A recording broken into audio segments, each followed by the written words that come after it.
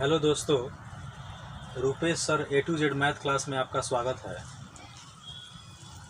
पिछले क्लास में हम लोग नंबर सिस्टम का पार्ट 1 क्लास लिए थे। आज पार्ट 2 के बारे में चर्चा करेंगे। देखा जाए यहाँ पर बहुत सारा नंबर सिस्टम में लिखाए थे, प्राकृत संख्या, पूर्ण संख्या, पूर्णांक संख्या, दैट सो ऑन, बहुत सारा चीज़ था। उसी को आज एक्सप्लेन कर रहे हैं। जैसे पहला था नेचुरल नंबर। नेचुरल नंबर को प्राकृत संख्या बोला जाता है। नेचुरल नंबर क्या है? बहुत सारे विद्यार्थी को मालूम है, गिनती के संख्या को प्राकृत संख्या कहते हैं। ठीक है, गिनती की संख्या को प्राकृत संख्या कहते हैं। गिनती की संख्या को प्राकृत संख्या कहते हैं। इसे n से सूचित किया जाता है। n से ही क्यों सूचित किया जाता है? क्योंकि नेचुरल का पहला लेटर n है। इसे n से सूचित किया जाता है। अतः n इज इक्वल टू गिनती की संख्या को प्राकृत संख्या।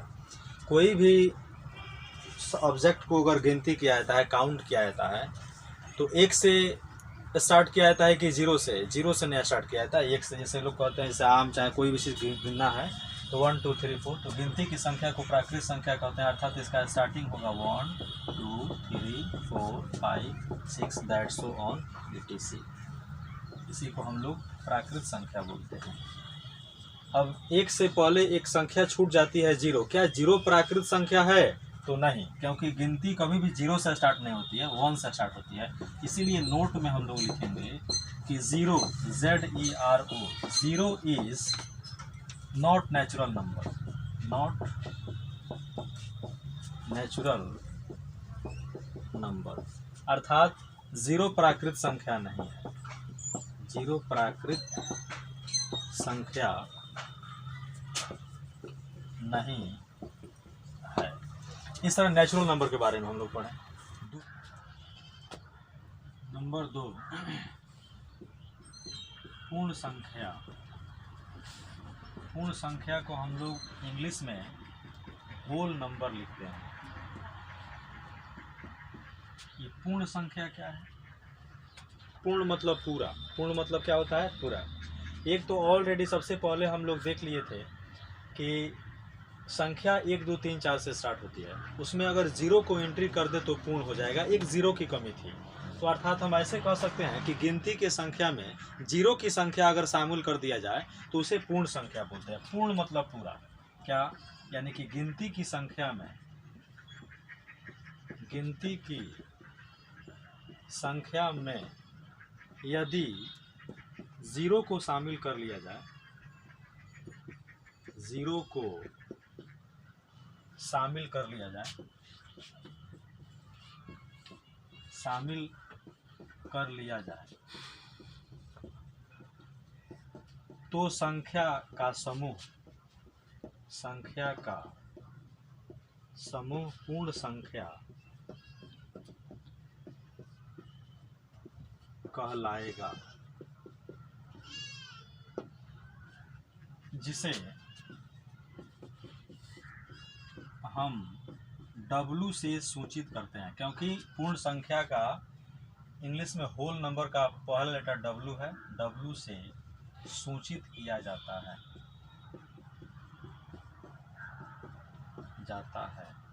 अतः W is equal to 0 1 2 3 4 5 6 that so on etc।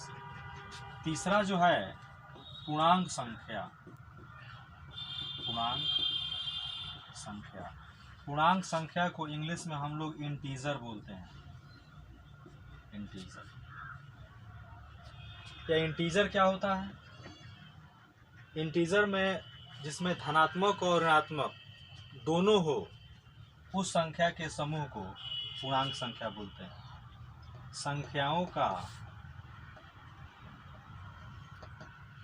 वह समूह, संख्याओं का वह समूह जिसमें धनात्मक संख्या, ये धनात्मक संख्या क्या है? जैसे पॉजिटिव +1 +2 +3 +4, धनात्मक संख्या तथा ऋणात्मक संख्या। ऋणात्मक संख्या क्या है? जिसमें निगेटिव हो, -1 -2 -1, यानी कि संख्याओं का वह समूह जिसमें धनात्मक भी हो, ऋणात्मक भी हो और साथ साथ जीरो भी हो। धनात्मक संख्या, ऋणात्मक संख्या, धनात्मक संख्या कॉमा ऋणात्मक संख्या तथा जीरो हो, वह संख्याओं के समूह को, संख्याओं के समूह को पूर्णांक संख्या कहा जाता है।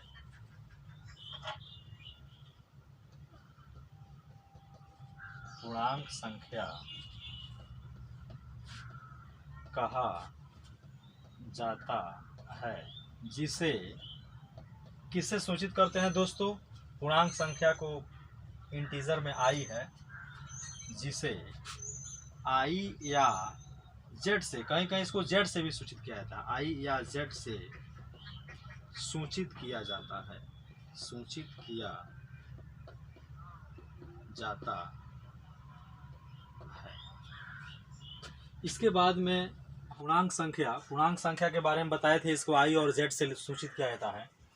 तो इसलिए हम लोग लिखेंगे आई इज इक्वल टू, जिसमें निगेटिव भी हो पॉजिटिव भी हो, तो निगेटिव से पॉजिटिव की तरफ बढ़ाया जाता है, अर्थात कम से ज़्यादा की तरफ बढ़ाया जाता है। तो कम कहा जाए 3 और -3 में कौन कम है? तो माइनस है, जिसमें माइनस लगा रहता है वो कम होता है। तो निगेटिव की तरफ से बढ़ते हैं, अर्थात यहाँ डैश डैश डैश -4 -3 -2 -1, साथ में ज़ीरो भी है, 1 2 3 4 डैश डैश डैश। अब इसमें क्या है, यह जो है जितना में माइनस लगा है उसको हम लोग बोलते हैं ऋणात्मक संख्या। आप लोग इसको ध्यान से देखना, इसको क्या बोलते हैं? ऋणात्मक संख्या। और जितना में माइनस नहीं लगा है, अर्थात अगर कहा जाए तो यहाँ पर प्लस छिपा हुआ है, प्लस लगा हुआ है, चलो लिख देते हैं प्लस प्लस प्लस, इसको बोलते हैं धनात्मक संख्या। और साथ साथ जीरो है, इस तरह हम इसको बोलेंगे पूर्णांक संख्या। यहाँ से अब अलग अलग अगर हम इसको लिखें तो धनात्मक संख्या जो है, धनात्मक संख्या जिसको हम लोग बोलते हैं पॉजिटिव इंटीजर। पॉजिटिव इंटीजर क्या है? तो धनात्मक संख्या को बोला जाता है जितना प्लस वाला है, जैसे 1 2 3 4 5 6 डैश डैश डैश। तो आप लोग इसके पहले भी देखे थे कि जो 1 से स्टार्ट होता है उसको तो हम लोग प्राकृत संख्या भी बोलते हैं। तो अर्थात धनात्मक संख्या को प्राकृत संख्या भी कहा जाता है। इसलिए हम कह सकते हैं कि धनात्मक संख्या को प्राकृत संख्या भी कहा जाता है। ठीक है। उस तरह एक और होता है, जैसे इसी में है ऋणात्मक। ये ऋणात्मक जो संख्या है, ऋणात्मक संख्या को इंग्लिश में बोलते हैं निगेटिव इंटीजर। निगेटिव इंटीजर क्या है? अभी आप लोग देखे हैं इसको, जितना माइनस वाला है तो -1 2 3 से स्टार्ट नहीं होता है, कम से स्टार्ट किया जाता है। जितना ज़्यादा डिजिट होगा माइनस में वो कम वाले से छोटा होगा। इसीलिए हम लोग इसको माइनस डैश डैश करते हुए लिखेंगे -5 -4 -3 -2 -1। यह हो गया ऋणात्मक संख्या, धनात्मक संख्या, ऋणात्मक संख्या। इसके बाद में आता है हमारा 4 नंबर में परिमेय संख्या। परिमेय संख्या परिमेय संख्या को हम लोग लिखते हैं इंग्लिश में रेशनल नंबर। रेशनल नंबर, परिमेय संख्या को इंग्लिश में हम लोग लिखते हैं रेशनल नंबर। परिमेय संख्या क्या है? तो जिस संख्या को p बटा q के रूप में लिखा जाए, यानी कि जिस संख्या को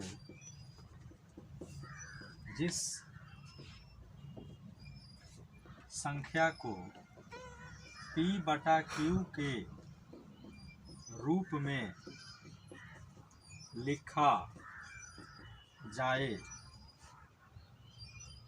तथा q जीरो नहीं होना चाहिए। जो नीचे वाला q है वो जीरो नहीं होना चाहिए। क्यों नहीं जीरो होना चाहिए? क्योंकि अगर ये जीरो हो जाएगा, किसी भी संख्या में अगर हम लोग जीरो से भाग देंगे तो वह अपरिभाषित हो जाता है। अपरिभाषित का मतलब होता है कि वह डिफाइंड ही नहीं है। या डिफाइंड का मतलब होता है जैसे कहा जाएगा कि हम पत्थल खाए हैं, पत्थल मनुष्य नहीं खा सकता है, दैट मीन्स यह अनर्गल बात है। तो डिफाइंड का मतलब होता है जो चीज़ हमको सही सलामत लिखा हुआ मिले, जिसको हम यूज कर सकें, जिससे हम आगे बढ़ सकें, वो डिफाइंड है। अनडिफाइंड का मतलब है कि वह बात इसमें लागू नहीं होगा, उसका कहीं एप्लीकेशन नहीं है, वो डिफाइंड नहीं है, यानी कि अपरिभाषित। तो q को जीरो नहीं होना चाहिए। अगर q जीरो हो जाएगा तो परिमेय संख्या होगा ही नहीं, कोई भी संख्या नहीं होगा, अर्थात अपरिभाषित हो जाएगा, जिसको इंग्लिश में इन्फिनिटी के नाम से जानते हैं, अनंत के नाम से। तो p बटा q के रूप में लिखा जाता है जहाँ q जीरो नहीं है, कमा p तथा q पूर्णांक है। यह बात को ध्यान देने वाली है। पूर्णांक मतलब होता है इंटीजर। देखिए दो ही बात है, q को जीरो नहीं होना चाहिए और p तथा q पूर्णांक होना चाहिए, तब संख्या को परिमेय संख्या कहा जाएगा। परिमेय संख्या कहा जाएगा। चलिए अब परिमेय संख्या हम थोड़ा सा समझाएं इसका एग्जाम्पल में। इसको सूचित किससे कहते हैं? परिमेय संख्या को q से सूचित किया जाता है। परिमेय संख्या को q से सूचित किया जाता है। q से सूचित किया जाता है। जैसे हम कहें, जैसे में कि 3/4 परिमेय संख्या है कि नहीं, तो हम लोग चेक करेंगे। कैसे चेक होगा? तो पहले तो 3/4 अर्थात यह काम p का करता है, यह काम q का करता है, तो हम देख लिए कि p, q को पूर्णांक होना चाहिए। p, q को पूर्णांक होना चाहिए, तो है ही। 3 भी पूर्णांक है, 4 भी पूर्णांक है, 3 4 क्या है? पूर्णांक है। तथा एक और बात इसमें था कि q को जीरो नहीं होना चाहिए, तो q के जगह पर 4 है, तो 4 जीरो है भी नहीं, इसलिए हम कह सकते हैं कि 3/4 परिमेय संख्या है। परिमेय संख्या है। अब कोई हमसे कहे √3/2 परिमेय है कि नहीं? क्वेश्चन है कि √3/2 परिमेय है कि नहीं, तो इसको भी हम लोग चेक करेंगे। कैसे चेक करेंगे? कि सबसे पहले p के जगह पर क्या है? तो p के जगह पर √3 है, q के जगह पर क्या है? 2 है, तो √3 तो पूर्णांक नहीं है। पूर्णांक संख्या उसको बोला जाता है जिसमें रूट नहीं लगा हो, मतलब जिसमें धनात्मक और ऋणात्मक हो लेकिन रूट नहीं हो। तो √3 तो पूर्णांक नहीं है, 2 पूर्णांक है, 2 पूर्णांक है, तो एक है एक नहीं है, दोनों होना चाहिए हमको पूर्णांक संख्या, माने इंटीजर दोनों होना चाहिए। तो जब एक है एक नहीं है तो हम ना कहेंगे, इसलिए हम कह सकते हैं कि √3/2 परिमेय संख्या नहीं है। ध्यान देना है, परिमेय संख्या नहीं है।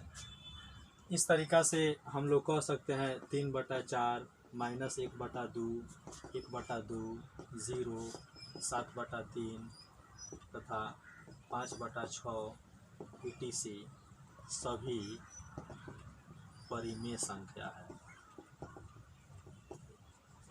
अब आता है हमको अपरिमेय संख्या। अपरिमेय संख्या irrational number IRRATIONAL irrational number. मतलब इरेशनल नंबर अपरिमेय संख्या उसको बोलते हैं। परिमेय संख्या को तो P/Q के रूप में लिखा जाता था, लेकिन अपरिमेय संख्या को P/Q के रूप में नहीं लिखा जाएगा। यानी कि जिस संख्या को यह बहुत आसान है, जिस संख्या को P/Q के रूप में नहीं लिखा जाए, तो किस रूप में लिखा जाए? नहीं लिखा जाए। तथा सब कंडीशन इसमें भी होगा, Q 0 के बराबर नहीं होना चाहिए, P, Q पूर्णांक होना चाहिए।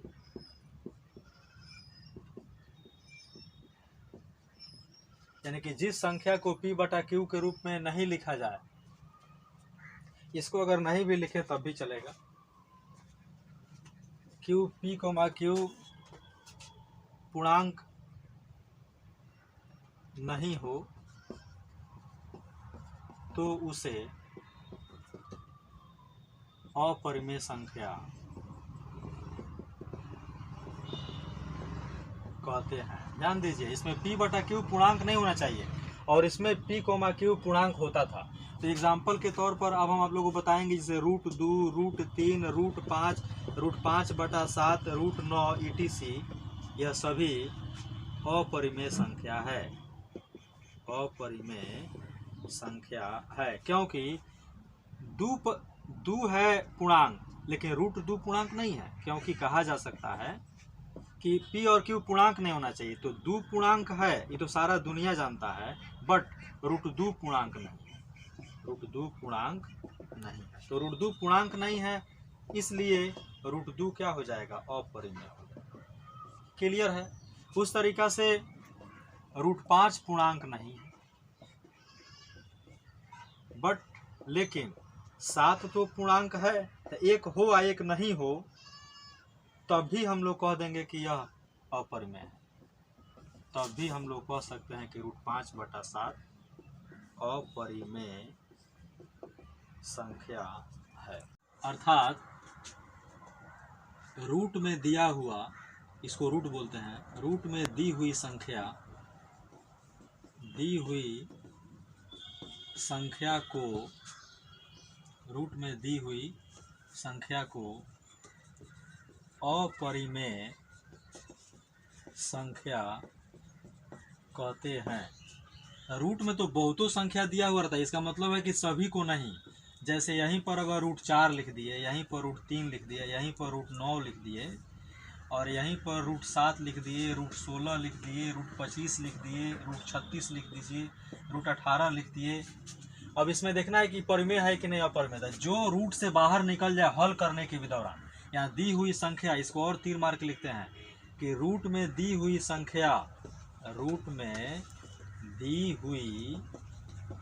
संख्या को हल करने पर, ये हल क्या होता है? जैसे एलसीएम निकालने पर जो रूट से बाहर निकल जाए,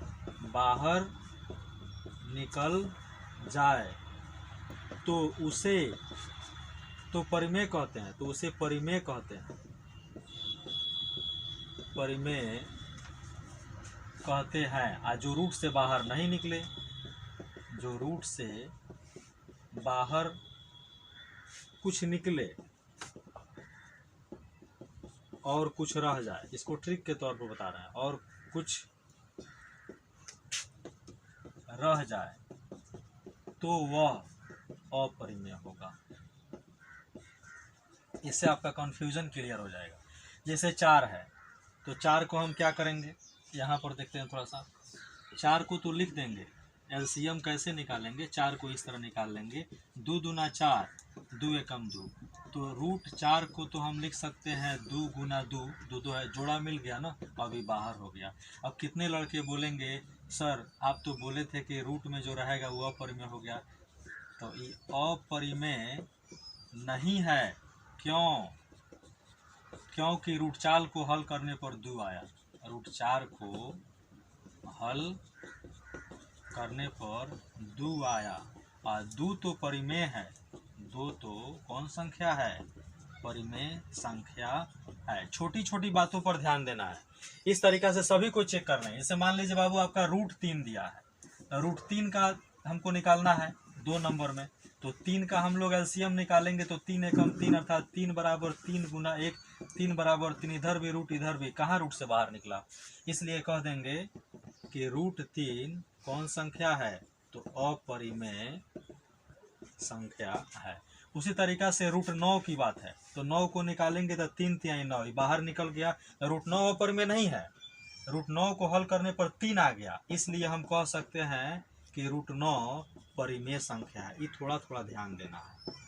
इस तरह आ गया रूट 16, रूट 16 भी 4 गुना 4, ये भी बाहर निकल गया, इसको भी कह सकते हैं रूट 16 परिमेय संख्या है। तो एक बात तो क्लियर हो गया कि रूट के अंदर हल करने पर जो रूट से बाहर नहीं निकले वही अपरिमेय संख्या होगा, जो रूट से बाहर निकल जाएगा वो परिमेय संख्या होगा। जैसे हम लोग 18 को चेक करते हैं, 18, तो 18 को निकालेंगे तो 2 9 18, 3 3 9, ध्यान देना विद्यार्थी, यहाँ से 18 को तो लिख सकते हैं 2 गुना 3 गुना 3, तो इधर जब हम लोग रूट लगाएंगे तो इधर भी रूट लग जाएगा, 2 गुना 3 गुना 3, अब 3 का जोड़ा लग गया, यानी कि 3 बाहर हो गया, रूट 2 अंदर हो गया। देखिए फिर भी अब एक बाहर आ गया एक अंदर आ गया, इसको फुलफिल कर रहा है। जो रूट में रूट से बाहर कुछ निकले और कुछ रह जाए, तो कुछ निकल गया कुछ रह गया, तो इसको हम कह सकते हैं यह भी अपरिमेय संख्या है।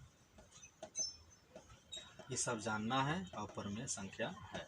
तो इस तरीका से हमने अपरिमेय के बताया। अब एक सबसे लास्ट है वास्तविक संख्या, उसको पढ़ाने के बाद में फिर हम लोग लास्ट है वास्तविक संख्या, को इंग्लिश में रियल नंबर बोलते हैं। ये रियल नंबर जो है, यानी कि लगभग कहा जाए तो दुनिया के जितने भी नंबर हैं सारे रियल नंबर में आएंगे, एक्सेप्ट कॉम्प्लेक्स नंबर को छोड़ के। कॉम्प्लेक्स को हम लोग आईएससी वगैरह में सम्मिश्र संख्या बोलते हैं। वो क्या होता है, अरे वही होता है रूट में निगेटिव को छोड़ के, आज इसको भी क्लियर करेंगे। वास्तविक संख्या क्या होता है कि सभी परिमेय, सभी परिमेय में सभी आ गया, सभी परिमेय संख्या तथा अपरिमेय संख्या, अपरिमेय संख्या, यानी कि सभी परिमेय संख्या तथा अपरिमेय संख्या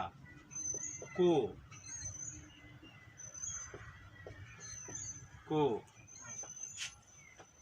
मिला दिया जाए तो उस संख्या के समूह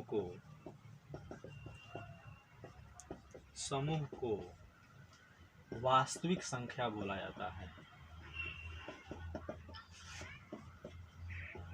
कहा जाता है। इसे R से सूचित किया जाता है, R से सूचित किया जाता है। इसमें भी समझने वाली बात है, इतना तो हम लोग बोल दिए बहुत आसानी से कि सभी परिमेय संख्या, चलो भाई जितना बटा हो रहा है सभी परिमेय संख्या और सभी अपरिमेय संख्या, यानी कि जितना बिना रूट का है वो भी और जो रूट में है वो भी, सभी को मिला दिया जाए तो वास्तविक संख्या कहा जाता है। लेकिन कौन ऐसी संख्या है जो वास्तविक नहीं होगा, तो ये भी देखना है। तो इसको नोट में करके लिखेंगे, बहुत शॉर्ट में लिखेंगे। रूट के अंदर जितना माइनस में लिखा हो, रूट के अंदर जितना माइनस में लिखा हो वह संख्या को छोड़कर, देखो विद्यार्थी खांटी मेथड नाम दिया जा सकता है, क्योंकि सीधा हम इसको बता रहे हैं कि रूट में सारा नेगेटिव वाले को छोड़ दिया जाए। रूट में नेगेटिव वाला वह संख्या को छोड़कर बाकी जितने भी संख्या हैं वह उस सभी संख्या को अब तो सभी की बात कर दिए खाली रूट में नेगेटिव छोड़ने पर। सभी संख्या को वास्तविक संख्या कहा जाता है। अब थोड़ा सा एग्जाम्पल में देख लिया जाए भाई, किस तरह रूट में नेगेटिव को छोड़ के देखिए। रूट में -5, रूट में -3, रूट में -16, रूट में -18, रूट में -1/2, रूट में -3/2 ETC। देखिए सभी में माइनस लगा है। इसको छोड़ के बाकी दुनिया में जो रहे, यह सभी संख्या को छोड़कर बाकी सभी संख्या को, इतना ही नहीं है, इसे रूट में नेगेटिव को छोड़कर कहा जाए, बाकी संख्या को क्या कहते हैं? वास्तविक संख्या कहते हैं। जैसे में r बराबर, देखिए खाली रूट में माइनस रहा, जैसे 0, 1/2, 3/2, √3/4, √5, √7, 9, -9/2, √3 जोड़ 2 √3, √5, ये जितने भी संख्याएं हैं सब वास्तविक संख्या में आएगा। बस किसको छोड़ देना है? रूट में माइनस वाले को छोड़ के। थोड़ा सा एक और चीज़ हम लास्ट खत्म कर रहे हैं, तो इसको थोड़ा सा हम बता दें कि बहुत सारे लोगों का कहना है कि पाई बराबर 22/7 होता है। पाई बराबर 22/7 होता है। कहीं कहीं लोग इसको 3.14 भी बोलते हैं। एक और पाई का मान है 3.14, लेकिन इस पर चर्चा हो रहा है। तो पाई बराबर 22/7 है, तो बहुत लोगों का कन्फ्यूजन है कि पाई अपरिमेय संख्या है। अब तो 22/7 को भी अपरिमेय संख्या होना चाहिए, लेकिन ऐसा कदापि नहीं है। वो ये चीज़ समझा भी जाता है, देखा भी जाता है, याद भी किया जाता है। बाद में इसको हम लोग प्रूफ करेंगे। फिलहाल यहाँ से क्या है कि पाई को क्या कहते हैं? तो पाई को अपरिमेय संख्या कहते हैं। ये बार बार जनरल कंपटीशन में पूछता है। पाई को अपरिमेय संख्या कहते हैं, लेकिन ये 22/7 जो है, 22/7 को परिमेय संख्या कहते हैं। बराबर है दोनों, लेकिन इसमें अंतर है। आय से कहीं भी पाई को आप लोग अपरिमेय संख्या कहिएगा, और 22/7 को परिमेय संख्या कहते हैं। इसको कभी भूलना नहीं है। आज यहीं तक, आज सेकंड क्लास था नंबर सिस्टम का, तो आज हम इतना ही पढ़ा के ख़त्म कर दिए। अगर विद्यार्थी किसी तरह का कोई भी प्रॉब्लम इस क्लास में हो तो प्लीज़ कमेंट करें, और क्लास को अच्छी तरह से देखें और पढ़ें। कहीं कोई दिक्कत हो तो हमें शेयर करें, बताएं।